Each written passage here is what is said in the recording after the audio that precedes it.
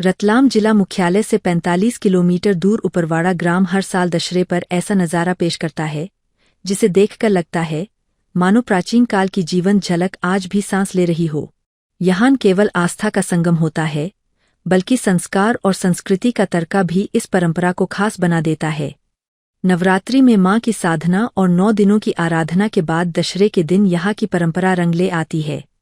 गांव के हर समाज के लोग अपने अपने जवारे ठंडा करने के लिए निकलते हैं और फिर मिलकर एक भव्य चल समारोह के रूप में उपरवाड़ा गढ़ी पहुँचते हैं। ढोल धमाकों की गूंज, मंगल गीतों की धुन और देवी मां के जयकारों से पूरा माहौल भक्तिमय हो उठता है।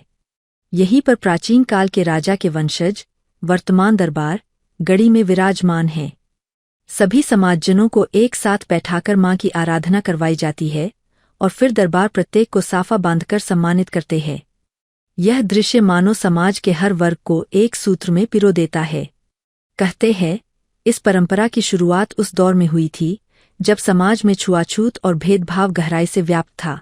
उस समय यह परंपरा इसलिए शुरू की गई कि देवी मां की शरण में सभी बराबर है, किसी में ऊंच नीच का भेद नहीं। आज भी यह परंपरा उसी भाव के साथ निभाई जाती है। एक ओर यह आस्था को मजबूत करती है तो दूसरी ओर पीढ़ियों को संस्कार और संस्कृति की सीख भी देती है।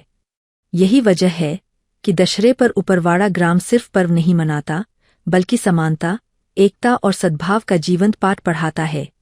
सच ही कहा गया है, जहाँ परंपरा में संस्कार और संस्कृति का संगम हो वहाँ समाज अपने आप स्वर्णिम बन जाता है।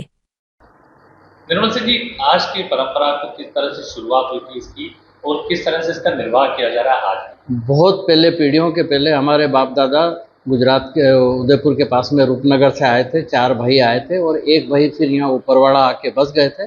उन्होंने यहाँ पर माता जी के मंदिर की स्थापना करी, क्योंकि राजपूतों में या हर एक उसमें रहता है कि अपने गांव की रक्षा के लिए और कुछ भी ऐसा देवता चाहिए जो कि अपने निर्विघ्न रूप से अपने बुरे समय में कभी भी अपनी रक्षा कर सके। तो यहाँ माता खीमच माता की स्थापना करी थी मंदिर की।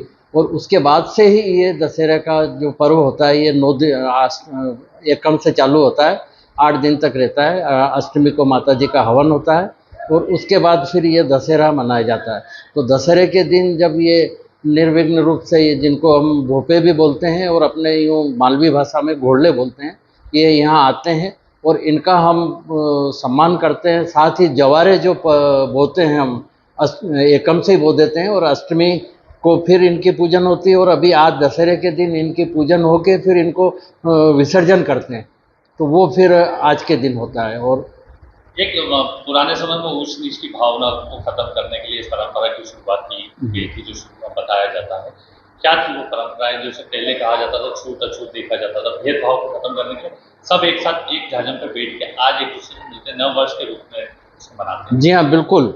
ये एक ऐसी परंपरा है कि पूरे गांव के सभी बच्चे आता है, चाहे वह महिलाएं हो, पुरुष हो या अन्य समाज के भी हो। तो आपने खुद देखा है, जैसे मैं अभी आ रहा था, सभी प्रेम से मिल रहे थे और सब हम लोग एक ही जाजम पे बैठते हैं।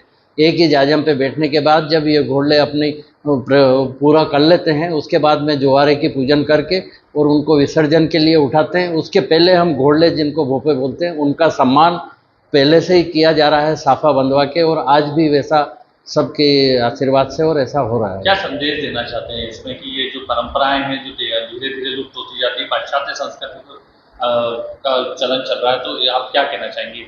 ऐसी परंपराओं को जीवित रहना चाहिए, तब ज़्यादा अपनी आने वाली पीढ़ियों को बताना चाहिए? नहीं, बिल्कुल। मुझे इस के ऊपर कहने में बहुत ही गर्व महसूस होता है और निसंकोच में ये कहता हूँ कि ये परंपरा हमेशा रहना चाहिए, जिससे कि छोटे बड़े और बुजुर्ग सभी महिलाएं सब एक साथ मिल के बैठते हैं और अब आपसी जो भेदभाव होते हैं वह सब दूर होते हैं और इससे आपसी प्रेम का भी बहुत ही ज़्यादा बढ़ावा होता है।